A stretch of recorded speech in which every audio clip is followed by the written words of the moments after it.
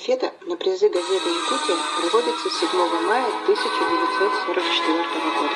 Организаторы тогда еще не знали, что спустя год наступит День Победы. С тех пор каждый год 9 мая в столице нашей республики, в городе Якутске, собираются лучшие бегуны. Эта эстафета стала неотъемлемой частью празднования Дня Великой Победы. Она сплачивает всех спортсменов. И в этот юбилейный год, несмотря ни на что, мы, учителя и ученики школы номер 23 имени Владимира Ивановича Малышкина, проводим свою легкоатлетическую эстафету – эстафету Победы.